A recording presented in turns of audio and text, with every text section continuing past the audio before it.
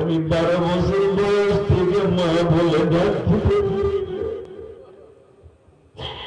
এই পৃথিবীতে একজন দরদি আছে বাবা,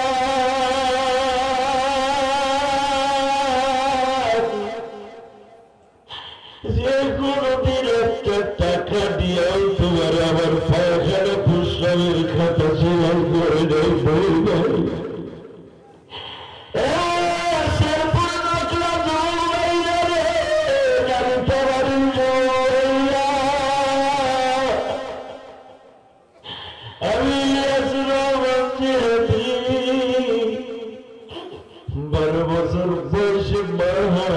কত দেশ বিদেশে মামা খুব এই মাদ্রাসায় এমন এমন ছেলে আছে বাবা, তাদের মা নাই বাবা নাই, এমন ছেলে আছে মা নাই বাবা আছে, বাবা নাই মা আছে। বাবা আমার মতো যারা আছেন দুই নয়নের পানিতে আমার আল্লাহরে বুঝায় এখন আরে আমার মা কবরে কেমন জানি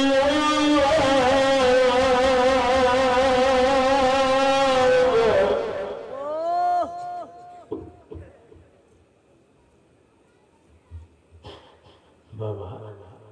পৃথিবীতে একটা মাত্র দরদি আছে যে তোমার পেটে রেখে কোনদিন কত জোরে জোরে ফুটবল খেলার প্যালান্টিক্স শট দিছো, মার পেটে বইয়া লাথি দিছো, আব্বার কাছে কমে নাই। আব্বা এমন মানুষ কইলে বিশ্বাস করবে না, মা পেটটা এইভাবে চাইপা দেবে বাবা খাটের পরে শুয়ে শুয়ে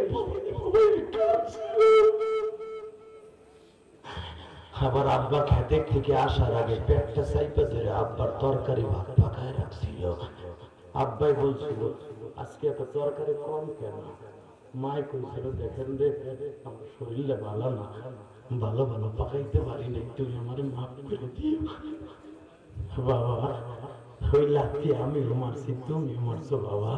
আজকে কোটি কোটি টাকার মালিক হয়ে মায়ের ভুলে গেছো, বাবারে ভুলে গেছো। বাবা যদি মা বাপরে ভুলে যাও তুমি আল্লাহরও ভুলে গেছো। আমার আল্লাহ কোরআন শরীফে বলছে ওয়াকাযা রাব্বুকা আল্লা তা'বুদু ইল্লা হে ইলিয়াস রহমান যে হাদিস বুকটা ভাইরা দেখে যুবক মার জন্য কত যত্ন। ওই যে আমার দাড়ি বাঁকা বাবাজিদের চোখ দিয়ে লেবুর রসের মতো এখন পানি এমনি পড়বে কেন জানো? আমার আলেম ভাইদের চোখ দিয়ে কেন পানি পড়বে জানো? আমরা যখন স্কুল কলেজে মাদ্রাসায় পড়তাম, বৃহস্পতিবার যখন আসতাম বাড়িতে, মা কাপড়ের আসল দিয়ে আমার মুখটা পোছাই দিয়ে কপাল একটা চুমা দিয়ে বলতো আরে বোর্ডিং এর খাবার মনে হয় ভালো না বাবা, শুকিয়ে গেছে, তুমি যাবো চিন্তা করে না বাবা, তুমি মৌলানা পাস করার পরে আর খাওয়ানোর অভাব হইব না। কই যাবে আমার মা? আমার মৌলানা পাস করার আগে আমি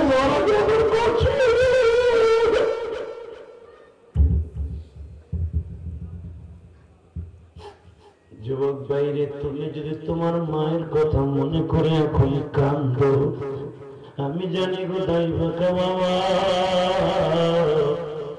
আমার মতো আপনারও মা নাই গো বাবা। ওই যে বাগানে শুয়ে আছে তোমার মা,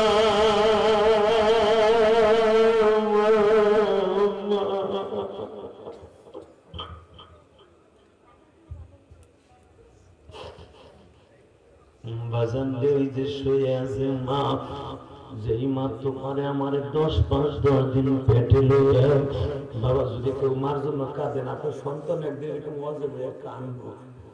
তোমার আমার সুদ ঘুষ খাইয়া হারাম সুয়ার খাইয়া এখন চোখে পানি নাই, কিন্তু মনে রাখবেন যার যত গুণা কম তার তত চোখে তাড়াতাড়ি পানি আসবে বাবা। তুমি কাঁদো, তোমার স্বাস্থ্য ভাই কাঁদে, তুমি কাঁদো না।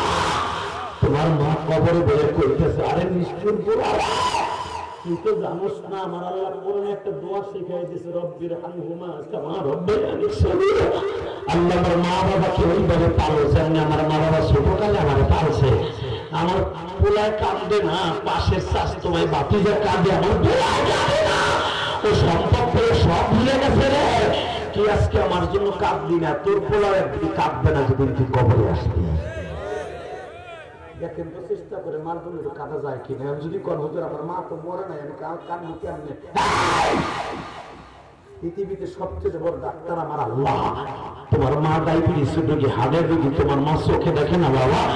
যদি মার কথা মনে করে বলো আল্লাহ আমার মার কোহানি কাহানি আমার ভালো লাগে না, আমার মা রাত্রে কাঁদে, আল্লাহ আমার মায়ের জন্য দুই ফোঁটা পানি বেড়াইছে, আমার মায়ের সুস্থ করে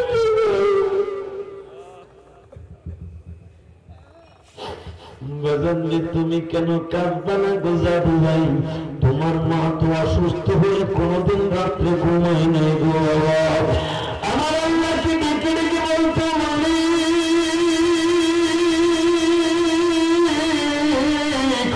আমার হুমায়ুন কবির মিলনকে মাফ করে দাও, আমার হুমায়ুন কবির হিমালকে মাফ করে দাও, আমার এই মাদ্রাসার সভাপতি আব্দুল মালিককে মাফ করে দাও, আমার সন্তানকে মাফ করে দাও। কত কথা বলছে গো বাবা,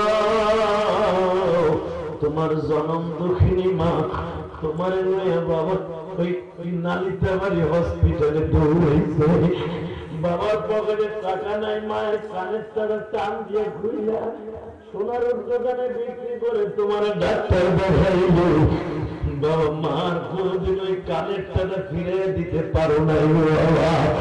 ওই মাছটা 3.5 হাত মাটির নিচে ঘুমাইছে বাবা, ওই বাবা আজকে ঘুমিয়েছে শেরপুরের যুবক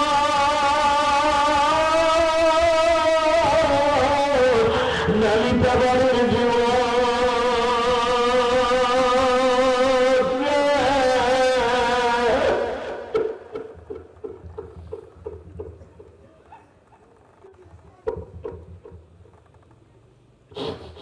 আল্লাহ দেখো আমার বাইরে ছোট বাচ্চার মতো ক্যাট ক্যাট করে কাঁদে, এই যে আমার সভাপতি কাঁদে, আলমের আমার কাঁদে, তুমি একটাই নারী টাওয়ারের দিকে তাকে আলো কে যেন মায়া দুঃখিনী ভাবে অথবা মা অসুস্থ কাঁদে,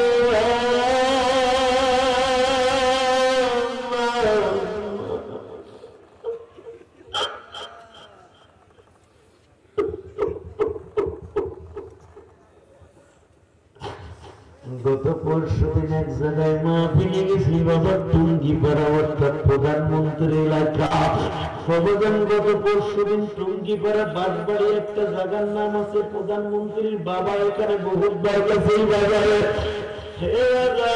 ওই গ্রামের মানুষ বলে বঙ্গবন্ধু কতবার এই বাজারে আসতে সাইকেল নিয়ে বলে কেউ জানতো না, আর ছাত্র জীবনে এই নদীর পরে বহুতবার আসছে।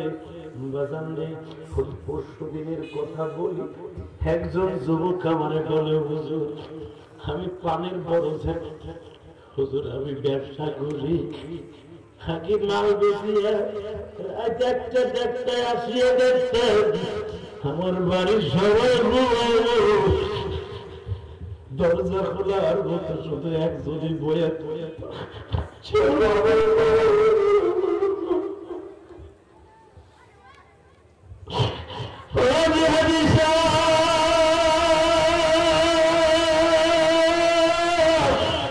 আজকে 2 বছর হয়ে গেল, দরজার ঠিকই টোকা দেই, টোকা 10 বার দিয়ে একবার খোলে, কিন্তু আর কেউ অপেক্ষা করে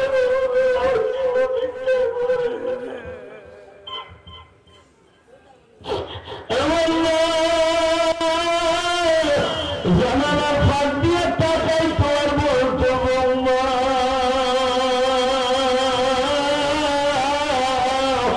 ও বৌমা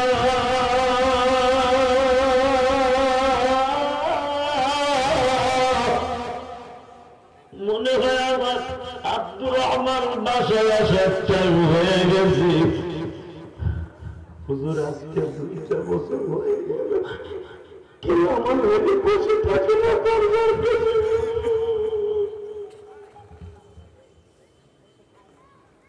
যুবক ভাই এই কাজের বুয়াটা কই পাবে, কই পাবে কাজের বুয়া, কই পাবে জনম দুঃখিনী মা? শুধু আমি তোমাদের চোখে পানি দেখতে চাই, আর কিছু দেখতে চাই না। শেরপুর নালিতাবাড়ির ভাইয়া আমি জানি আগামী বছরকার মাহফিল হবে, আমি আসি বা না আসি, অন্য বক্তা আসবে, হয়তো আমি আসবো না, আর একজন আসবে, কিন্তু হতে পারে এটাই তোমার জীবনের শেষ মাহফিল। কথা বলেন না কেন? এটাই জীবনের শেষ মাহফিল হলে চোখের পানি এই মাহফিলকে সাক্ষী রেখে যান। ওই দেখেন শিশির পরিয়া কত সুন্দর সামিয়ানা ভিজিয়া কত সুন্দর গামাইছে বাবা। তোমার চোখ দিয়ে যদি গামাইয়া 2 ফোঁটা পানি পড়ে জাহান্নামের আগুন হারাম হয়ে যাবে। আল্লাহু আকবার, আল্লাহু আকবার, আল্লাহু আকবার। এবার বলে আমার নবীর সাথে সুন্দর মানুষ কেউ আছে পাবেন? আমার সেই নবী বলছে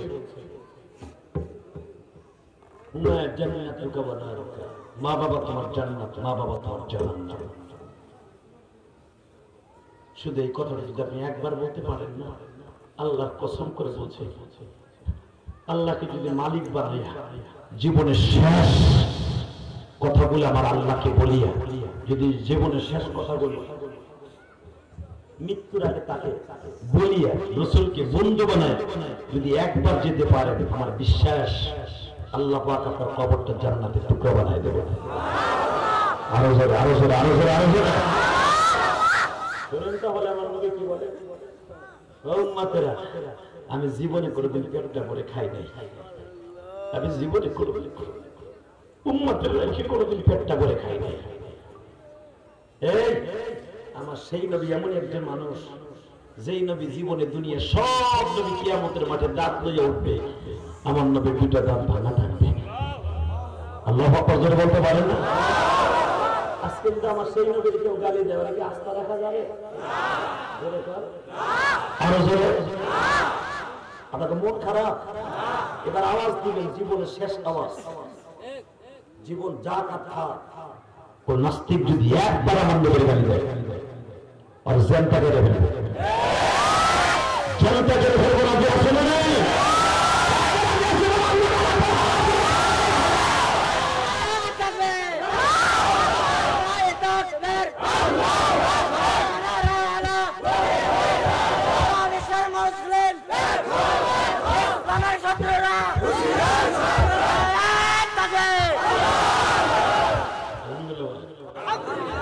একসাথে বলেন, দেশের পুরো মুসলমান। বিশ্বনবী বলেছে, জীবন যা কথা, কেউ যদি আমার বিরুদ্ধে কথা কয়, যদি সে আমার পক্ষে কথা না কয়, সে আমার উম্মত না। জীবন দল আমার গোল্লায় যাবে। নবী যদি আমার থাকে, পৃথিবীর কাউকে লাগবে না। কত বড় বড় নেতা যারা এই স্বাধীন করেছে, যারা এই দেশের কর্ণধর, আজকে তারা কবরে পড়ে আছে, কবরের কাছে কেউ যায় না। আবার পৃথিবীতে যে দেখে এমন আল্লাহর ওলিরা পড়ে আছে, তাদের কবরের কাছে 24 ঘন্টা কোরআন তেলাওয়াত হয়। আহমদ শফি সাহেবের কবরের পাশে 24 ঘন্টা কোরআন তেলাওয়াত হয় না? আল্লামা শামসুল্লাহ ফরিদপুরের বাড়ি আর বঙ্গবন্ধুর বাড়ি পাশাপাশি। গত পরশুদিন যখন টুঙ্গিপাড়া আওয়াজে গেছি, বঙ্গবন্ধু শেখ মুজিবুর রহমানের কবরটাও জিয়ারত করলাম, আমার শ্বশুর বাড়ির সাথে। আবার আমি জিয়ারত করলাম অলিকুল শিরোমণি মুজাহিদ আল্লামা শামসুল্লাহ ফরিদ কবরের কাছে দাঁড়াইলাম, 2 হাঁটু পানিতে বুক ভেসে গেল। শত শত ছাত্ররা মাদ্রাসাতে নেমে গেছে, আমার দেখে জিয়াদিশা বলেছে, জিয়াদিশা বলেছে। তখন আমি ছাত্রদেরকে বুঝ দিয়ে বললাম, আরে ভাই, আমি তো তোমাদের মতো এই বাগানের বাগানে, আমি ওই বাগানে 8 বছর করছি, তোমাদের মতো আজ থেকে আমি দাওরা পাস করছি 1999 সালে, 2000 সালে আমি পাগলি নিয়েছি। আপনি কি ভাবেন আমি 2 দিনের বক্তা? আমার ওয়াজের বয়স 22 বছর। আলহামদুলিল্লাহ বলেন না কেন? বাড়ি বাড়ি পাকে না দিতে পারবেন না, ওয়াজের বয়স কম, ছোটরা বক্তা। 22 বছর খালি ওয়াজই করি না। আপনার তো শেরপুর একবার 2বার আহি নাই, বহুতবার আইছি। আলহামদুলিল্লাহ বলেন। কষ্ট হইতেছে অজ্ঞানী, তারপর ওয়াজ করবো আজকে। এ মুসলমানের সন্তান, শুধু আমি শুনতে চাই, আল্লামা শামসুল্লাহ ফরিদপুরের কবরের পাশে 24 ঘন্টা কোরআন শরীফ তেলাওয়াত হয়। তারা মরার পরে বাচ্চা, ঠিক না বেঠিক? ওলিদের দাম আছে না নাই? আপনি কি জানেন আলেমুল আমার যে গালি দেয়, আলেমুল আমার জবান কত পবিত্র?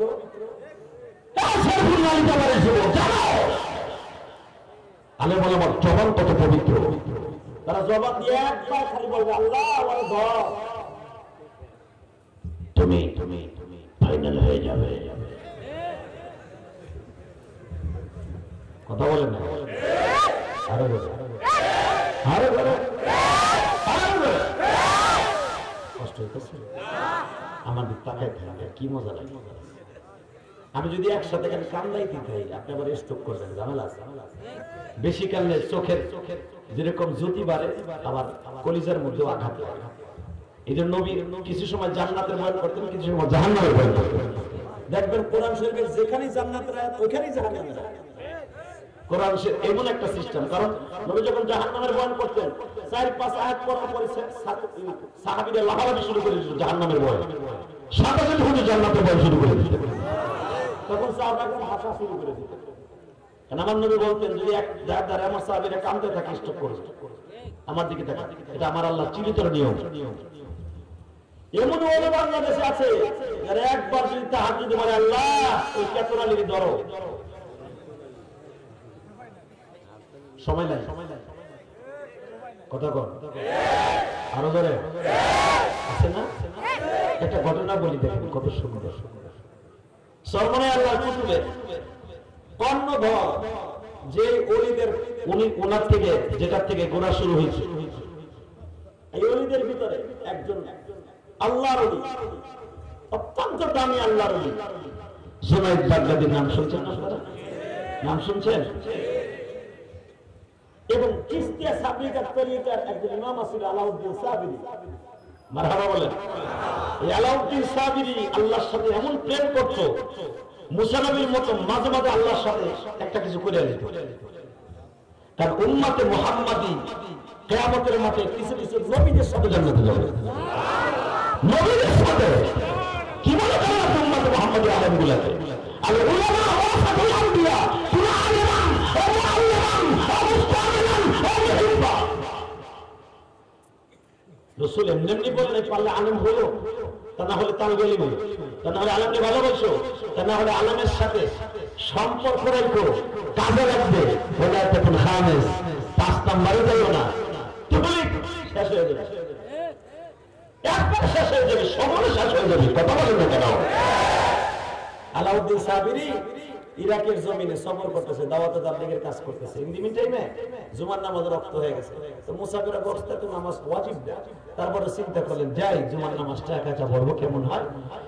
একটা বাগদাদের জমিনে একটা মসজিদে যে আল্লাহর ওলি উঠছে, ইন টাইমে যেখানে যে বসছে, সে তো আগেই ঢুকছে আজানের লগে লগে, তো ওখানে বসে এসে বাদশা, ওখানে যে বাদশা বসে প্রতিদিন বাদশার জন্য জায়নামাজ ফেলানো হয়, জায়নামাজটা খালি পাইয়া মারহাবা আস্তে করে আল্লাহর নবী বসে বসে। টাউনে দেখবেন কিছু কিছু মসজিদ আছে আগেই সভাপতি লেগে জায়নামাজ বিছিয়ে পড়েছে, আছে না নাই?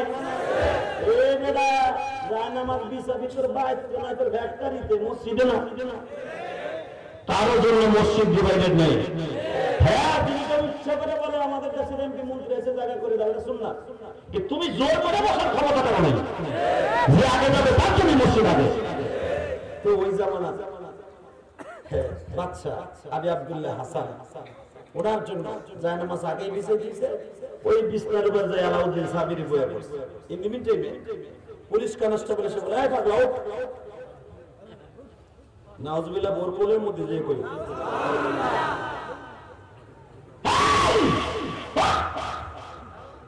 আলাউদ্দিন সাবিরি পিছনের দিক তাকায় দেখে এটা পুলিশ কনস্টেবল। আমার উঠ, গাটটা কাট করে, কারণ জিজ্ঞেস করে জামা তো আল্লাহর নিত, এটা আমার মতো দামি জামা গাইতে না, আমার মতো পাঙ্কু পুঙ্কু না। আবার এই জামানায় যদি পাঙ্কু পুঙ্কু না দেন, পিছনে সভাপতি করবে বক্তা আছে গাছ টাকা গুড়ের বন্ধ বলে এতগুলো টাকা লেগেছে, জামাটা পড়ছে কি দেখতে আগো। এই জন্য আমার নবী মুনাফিকদের চোখ নষ্ট করার জন্য ওই জামানার 60টা উট বিক্রি করে একটা জামা বানাইছিল। নবীর পেটে খোঁড়া থাকতো, কিন্তু নবীর রাস্তায় বের হলে মনে হতো নবীর চাইতে বড় বাহাদুর কেউ নেই। অনেকে কয় নবী আমার তালি দিয়ে জামা গাইতেছে, আর চারটা শয়তানি করে। আমার নবী এমন কোন পুরানা ফাটা জামা গায়ে দেবে না যে মুনাফিকরা দেখে টিটকারা মারবে। যাই এত দামি বানাইছে, হ্যাঁ ভিতরে কি আছে এইটা আমার আল্লাহ দেখতে দিতেন না। আর নবীর আল্লাহ জান্নাতের খাবার প্রতি ওয়াক্ত পাঠাইতেন, নবী খাইতেন না, উম্মত খাইতেন না। আল্লাহ তো খাওয়ান দিতেন, নবী খাইতেন না উম্মতের লেগে। নবী ইচ্ছা করে খাইতেন না, কম খাইতেন। নবী 3টা আমল বেশি করতেন, কম খাইতেন, কম ঘুমাইতেন, নামাজ বেশি করতেন। সুবহানাল্লাহ বলেন না? আর 3টা জিনিস নবীর কাছে প্রিয় ছিল। 1 নাম্বার নামাজ, 2 নম্বরে খোদমত, 3 নম্বরে বউ স্ত্রী। হাদিসে আছে না নাই? আর তোমার কাছে 2টাই নাই। বউ আদরের পুতুলি গুলি চাকরি গেছে 20 বছর নামাজ পড়ি পড়ে নিটারে যাবো, তুই কিছু করিস না। বলতো তো কেন ভাই কেন করবি কর, বলতো তো জুমায় যাবি না বই থাকে, খালি চাকরির ডরে। চাকরির ডরে আমার আল্লাহরে ডরাবো না? কথা কম না কেন?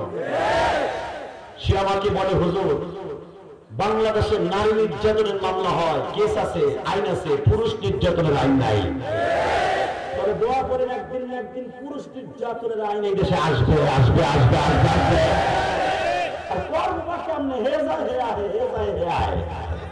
তেহারাতে থাকো দলের আল্লাহকে মনে রাখবে, যেই পরিমাণ পুরুষ নির্যাতন হইতেছে অত্যন্ত কষ্ট। এই যে বৃদ্ধ বয়সে আমার বাবা দিলা এই বয়সে মুড়ি পান ধরে কয়েক বহু জানাইছে যৌবন কালে, এখন আর তোমার কথা শুনবো না।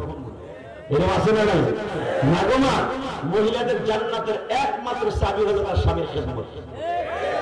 বিশ্বনবী বলেন দুনিয়ার কোন মহিলাকে যদি জান্নাতে যাওয়ার জন্য চিন্তা করতে বলতাম, আমি তার প্রত্যেকটা মহিলাকে তার স্বামীকে চিন্তা করতে বলতাম। তাহলে বুঝেন আমার আল্লাহ কত বড় অগ্রাধিকার দিয়েছে জান্নাতের আমল হিসেবে স্বামীর খেদমত। এইটাই বর্তমানে নাই। কতক্ষণ না টাকা নেই। আলাউদ্দিন সাহাবী জিন্নি শুনে জামা তো পুলিশ কনস্টেবল এসে এখানে বাচ্চা বসে, আমি আব্দুল্লাহ হাসান। আলাউদ্দিন সাহাবী বলে ভাই মান মানা মাসাজিদ আল্লাহ, আল্লাহর কোরআনে আছে মসজিদে আসতে কাউকে প্রতিবন্ধকতা সৃষ্টি করো না, মসজিদে আসলে ওপেন করে দিও। এটা মসজিদ, কারণ এখানে ক্লাস ভাগ নাই, যে আগে আসবে তারই অধিকার আগে। মাসলা আমার আসলে মোল্লা চলো বাজানদের মধ্যে তাকান একদিন আপনার মাদ্রাসার মুহতামিম অথবা গরিবের সন্তান একজন ইমামকে আপনি অপমান করে মসজিদ থেকে তাড়াইয়া দিলেন।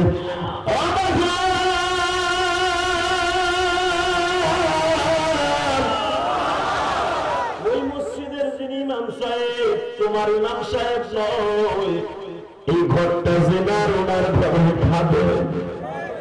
এই ঘরটা কার?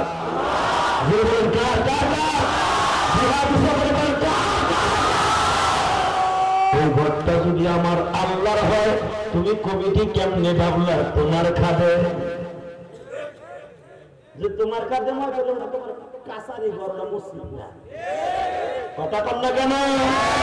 ওরা তোমার কমিউনিটি সেন্টার, ওরা মসজিদ না। অতএব ইমামকে কোনদিন আপনার কষ্টে রাখা যাবে না। কে বলেছে? ইমাম আল্লাহর ঘরে খাবেন, যেরকম মারহাবা। মাদ্রাসা আল্লাহর ঘরে খাবেন, মুহতামিম সাহেব, ঠিক না? ঠিক। তো যখন বলছে ওরা উঠ মাসলা দিস মসজিদ, এখানে বাদশার মসজিদ, বাদশা বলবো আলাউদ্দিন সাহাবীর এদিকে তাকান, কোনদিক তাকাবেন না। যায় না মাস্টার আল্লাহর লিবের ঘরের পরে দিয়ে আলাউদ্দিন সাহাবীর চিশতিয়া সাবরিয়া তরিকের ইমাম। কি মনে করেন আপনি? তারা ইমাম আবু হানিফার মতো একজন মুসাদ্দিদে জামান, উনি যায় না মাস্টার এভাবে ঘাড়ে দিয়ে মসজিদের বাইরে যায়, মালিক মসজিদে আমার কেউ বসতে দিল না, এই মসজিদে আজকে কেউ নামাজ দেব না। আমি আর ওয়াজ করব না। আল্লাহুম্মা আমিন।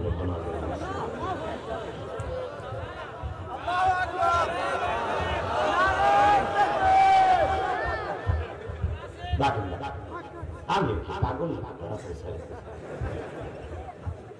যদি এবার আওয়াজটা শুনি আলেমের পক্ষে, অলির পক্ষে, পারবে ইনশাআল্লাহ? বলে আল্লাহ এটা বলে বাদশার মসজিদ, বাদশার ঘর, এটা তোমার ঘর না, এটা কাছারি, আর বইটা খানা। তোমার ঘর নেই, এখানে কোনো ক্লাস ভাগ করা নেই। যখন আমার বের করে দিলে মসজিদে কেউ নামাজ পড়তে পারবে না, মসজিদের দিয়েই আমি নামাজ পড়াবো। মসজিদের দিয়ে আবার নামাজ পড়াবো কেমন? দেখেন পাওয়ার কি। আলা ইন্না আউলিয়া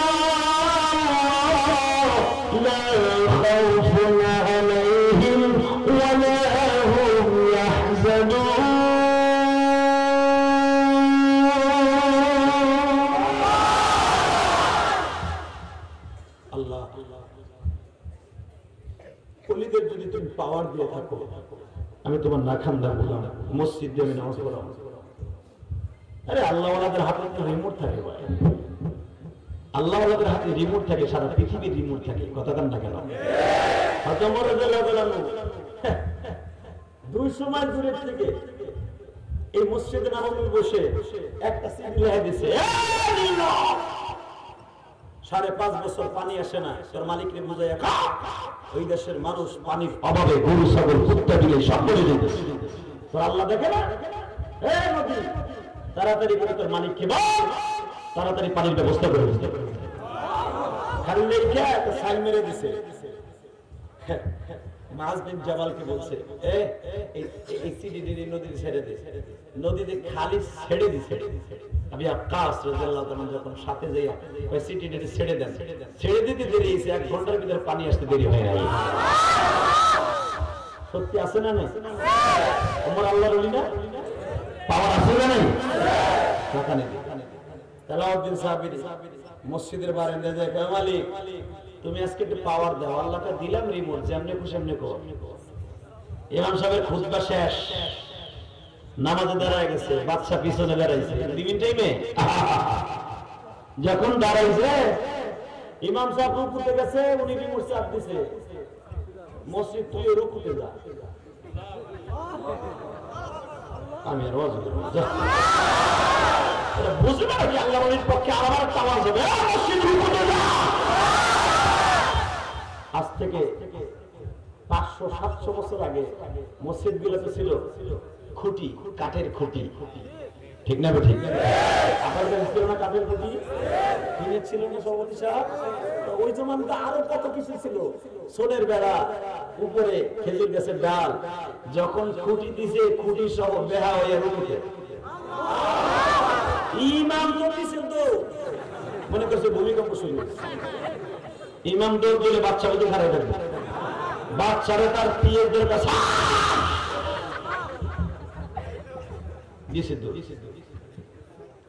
এখন দেখে সব বের হয়ে যায় মসজিদ রুকুতে।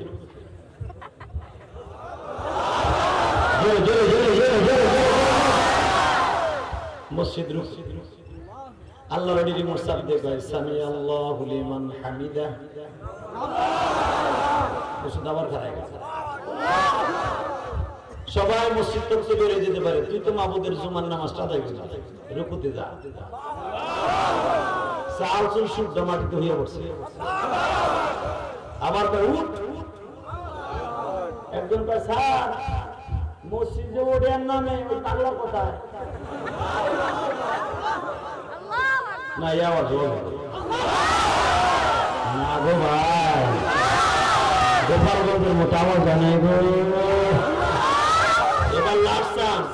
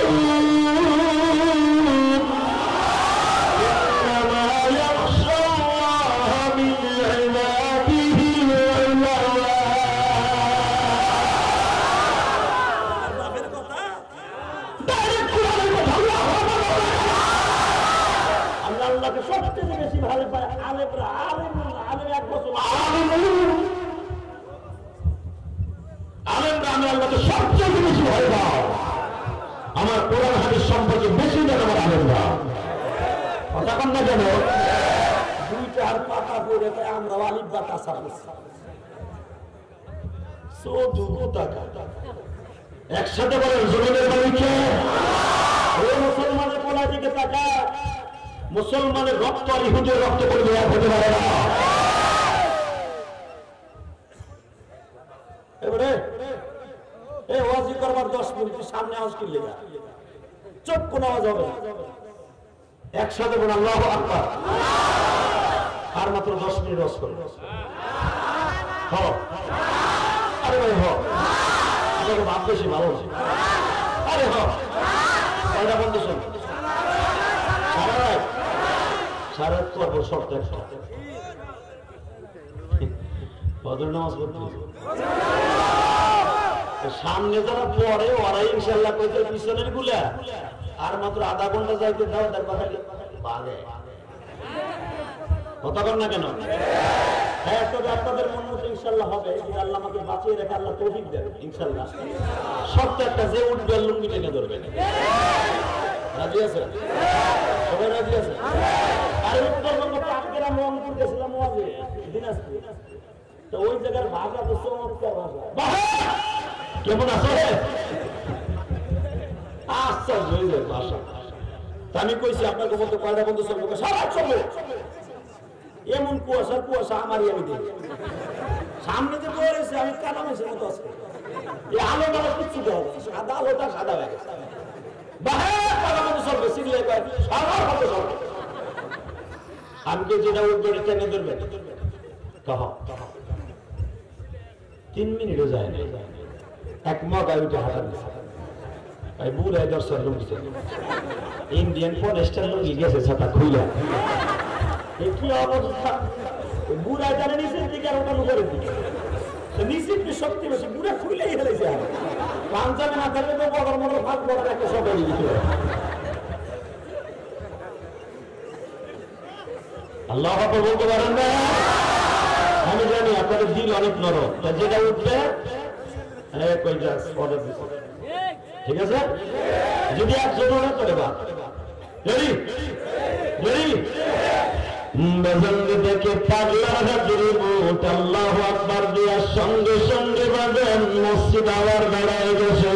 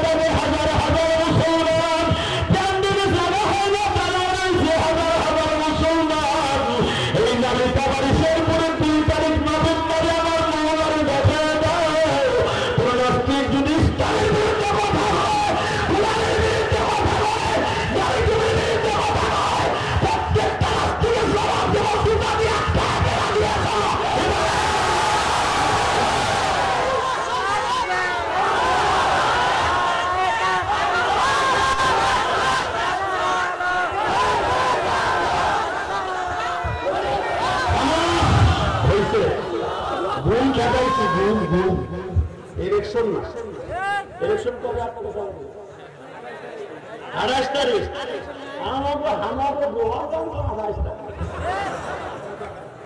নৌকা নাই এদিকে থাকে আমাদের গোপালগঞ্জ আলহামদুলিল্লাহ নৌকা বাবা যে পায় এই পাস গতবার আবার উল্টো হয়ে গেছে নৌকা হয় না আনারস হচ্ছে আমি গেলাম যাক নৌকায় আনারস উঠছে কিন্তু ভাই চেয়ারম্যান হয়ে 3 রকম করছে এখন আবার শুনতেছি 2 গ্রুপে 2 যেটা আগে হয়েছে আগে ছিল 3 বার ওইটা আর ওইটা ডাল বসাতেছে করতেছে মদন আর ওহুদ হবে মানে প্রধানমন্ত্রীকে ধন্যবাদ জানাই উনি বলে দিছে যার যোগ্যতা সে পাস করতে হবে আমি কাউকে আমার দলের কেউ সাপোর্ট করবো না কোন চোর গুন্ডার আমি করবো না কারণ আমি সে কাছে দেখছি এই করোনার সময় 5 কেজি চাউল দিছে গরিব রেহান তো 4 কেজি মেরে দিছে ম্যাডাম আছে এমনি দেবেন এমনি দেবেন সুবুজটা সাথা খালি খাস করে তো ও যায় কেমনে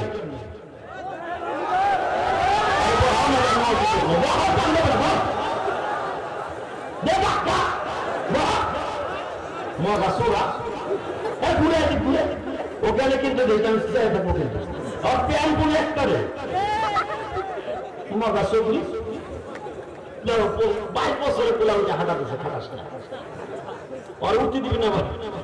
আমাদের কত ঘুরে পোলাপন বর্তমানে এমন প্যান্ট পরে খারাই মোটা যারা সিস্টেম বলে ভিতরে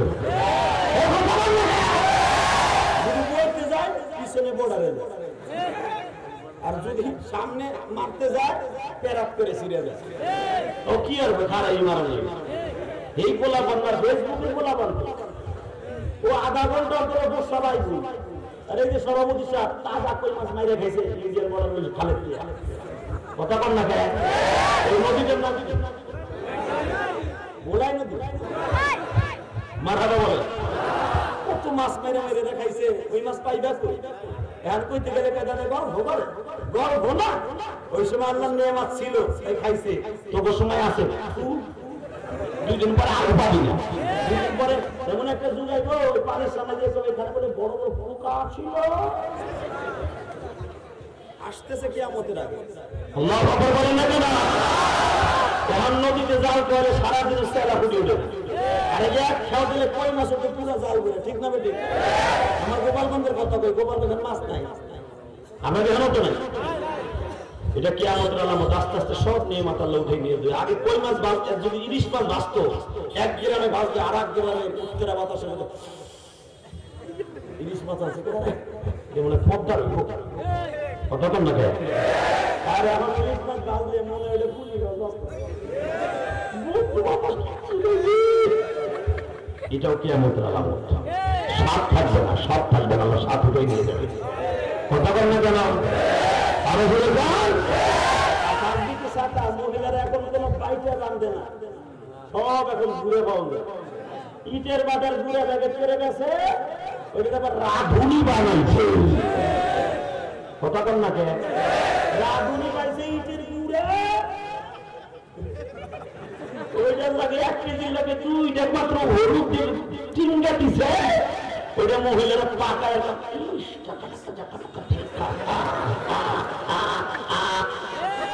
আর বাবা দেখি হলুদ হলুদ হয়ে গেছে ওটা হলুদ না ওটা রং ওটা সিঁদুর দিছে কথা কম লাগে মাছ আসিরে বাইটা খাইতো মাছ আসিরে কোনোদিন আল্লাহর ইচ্ছে আল্লাহ শুকর বাইটা খাওয়াইতো আমার মাদের ডায়াবেটিস হয়েছে না এখন 32 বছর বয়সী ডায়াবেটিস হয়ে যায় মেহনত তো করেই না বলছো কত কিছু করে মহিলারা এখন ইন্ডিয়ান সিরিয়াল মাশাআল্লাহ বন্ধ করে দিয়েছে আল্লাহ শুকর এটা বন্ধ করে না গেলে স্বামীর খেদমত স্বামী স্ত্রীর খেদমত কোনোদিনও হবে না শ্বশুর শাশুড়ির খেদমত কোনোদিন সম্ভব নয় আল্লাহ শুকর আল্লাহ আমাদের হেফাজত করছে দরকার আমিন আল্লাহর কুতুব বলে মসজিদে নামাজ কমপ্লিট হয়েছে বাদশা আব্দুল্লাহ হাসান বলে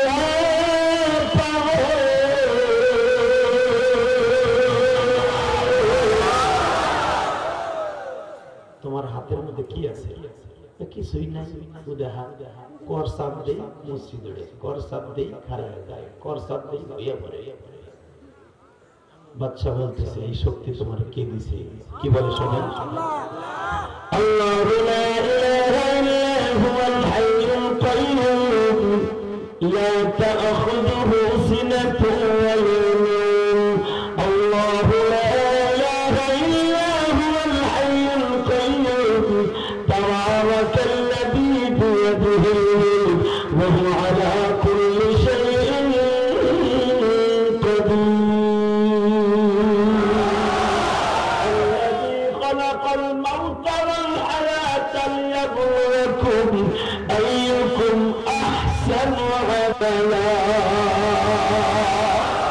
আল্লাহর হাতে তামাম পৃথিবী ওই আল্লাহই মসজিদে নামাজ পড়ায় বাদশা বুঝে ফেলছিল সাধারণ পাগল না এটার সাথে বেয়াদবি করছে রব্বে কারিমের কলিজা এখন কাঁদবেন না হতে আসতে আল্লাহ রলি যায় আল্লাহ রলি আমার মাফ করে কি মনে করলেন আপনি ওলি রেখে আমার মতো সল্টু হতো তোমাকে মসজিদের ইমাম সাহেব চিস্তিয়া সাবরিয়া তরিকার ইমাম আবু হানিফার ইমাম উনি এক তরিকার ইমাম বলে বাচ্চা মাপ চাইনি সব মাপ পাওয়া যায় না কারণ যে আলেমের সাথে বেয়াদবি করে সে ডাইরেক্ট রাসূলের সাথে বেয়াদবি করে আমরা কি করলে মাফ করবেন বলেন যদি মাফ করতে হয় আমার পিছনে পিছনে হাঁটতে হবে দাওয়াত ও তাবলীগের কাজ করতে হবে দাওয়াত ও তাবলীগের কাজ করতে হবে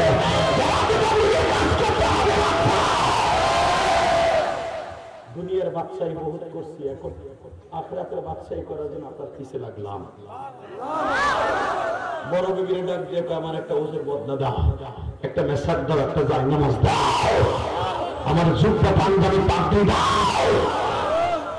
বাজান রে আলাউদ্দিন সাবিরের পিছনে পিছনে মানুষকে দাওয়াত তাবলীগের নাম ধরে ডাকে, হে বাজান নবী আব্দুল্লাহ হাসান আল্লাহর ওলির সাথে একই পিছনে ঘুমিয়েছে, রাতের অন্ধকারে দুহাত বাড়ায় দিছে আমার বিশ্ব নবী।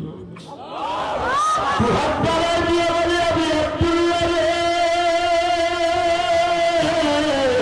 আমার বাবার নাম আব্দুল্লাহ,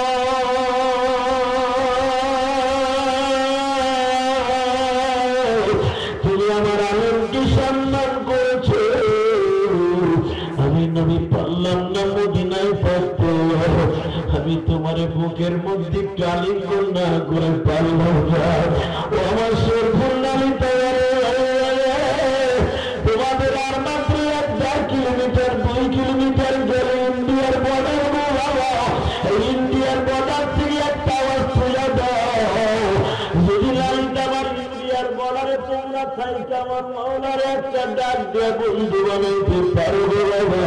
ওই যে সরমুনার মাঠে যাই দেখো পাগল গুলো কেমনি লাফায় বাবা, ওই যে উজানির মাঠে যাই দেখো কেমনি আল্লাহর পাগল গুলো লাফায় বাবা। কিন্তু মানুষ 60 বছর 70 বছর পর এই পাগল গুলো কেমনি লাফায়, কেউ তার চাহিদা ধরে রাখতে পারে না। কেন জানেন বাবা, এই লাভগুলো কোথার থেকে, এত শক্তি কোথার থেকে আসে? আমার আল্লাহ বলে পাগল গুলো যখন লাভ দেয় আমি মাওলার মাঝে আর ওদের মাঝে কোনো পর্দা থাকে না।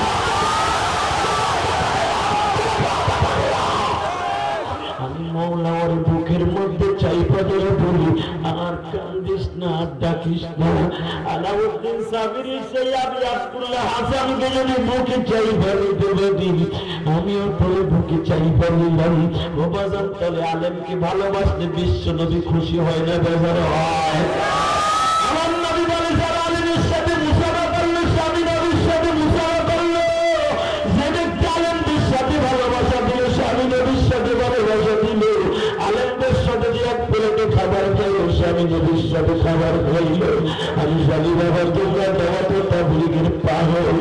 এক প্লেটে যখন 6-7 জন একসাথে যাও, একজনের আঙ্গুলের সাথে যখন আর একজনের আঙ্গুল লাগে, একজনের খাবারের ডাল যখন আর একজনের খাবারে মিশিয়ে যায়, আমার নবী বলেন আমার সাহাবীদের আমলে, আমার সাহাবীদের আমল, এটা আমার সাহাবীদের আমল। যদি তোমার পেটেে একজন গুনাহগার সুদখোর বইছে, ঘুষখোর বইছে, কিন্তু একজন আলেমও বইছে, ওই আলেমের সাথে এক প্লেটে খাওয়ার কারণে বিশ্বনবী তোমার নামটা তার খাতায় খুলে সুবহানাল্লাহ। আলেমদের সাথে খাওয়ানোর দরকার আছে না নাই? এই মাদ্রাসাগুলো ঠিকই রাখার দরকার আছে না নাই? আমার গোপালগঞ্জের জমিনে আমার মা ঘুমিয়েছে, আমার মা মৃত্যুর 3 মাস আগে আমার বলছিলেন বাবা একটা ওসিয়ত করবো। বাবা কি? মা যদি কোনদিন টাকার মালিক হও, একটা মসজিদ বানাই। আল্লাহকে সাক্ষী রেখে বলছি, নালিতাওয়ালি যুবক ভাইরা, তোমরা ইউটিউবে দেখছো আমি 1,20,00,000 টাকা দিয়ে একটা মসজিদের জায়গা কিনছি সভাপতি সাহেব। আমি কারো কাছ থেকে একটা টাকাও নেই নাই। এই যে আপনারা মিরপুরে থাকে, আমার আনসার আছে, এই যে তাই জিজ্ঞেস করো, বানানো কথা আমি বলি। 1,20,00,000 টাকা দিয়ে মসজিদের জায়গা কিনছি, এই পর্যন্ত আমার সভাপতি সাহেব 1,60,00,000 টাকা চলে গেছে। 2.5 কোটি টাকার উপরে আমার অ্যাকাউন্ট থেকে চলে গেছে একটা মসজিদে। এটা আমার নিজে, আমি নিজে করছি টাকা কিনা, আলহামদুলিল্লাহ বলতে পারো না? সমালোচনা করেন বক্তারা টাকা নিয়ে কি করে যায় দেখে। আমার একটা টাকাও কোথায় যাবে? সরাসরি মসজিদে। তোমাদের ওয়াজের টাকা মসজিদে চলে গেছে। আমি এখনো পর্যন্ত 22 লক্ষ টাকা ঋণী। কিন্তু আমার মনে দুঃখ নেই, কেন জানেন? 2.5 কোটি টাকা তার বাড়ির ধারে কথা না বাবা। গত বছর অক্টোবরে আমি জায়গা কিনে মসজিদ করা শুরু করছি, 3 তলার কাজ এখন চলতেছে, নিচতলায় টাইলস লাগানো হচ্ছে, 7.5 লক্ষ টাকা টাইলস গত সপ্তাহে টাকা দিয়া ওয়াজে ঘুরে বেড়াইতেছে। এ বাবা, কারো কাছে 1 টাকা আমি চাই নাই।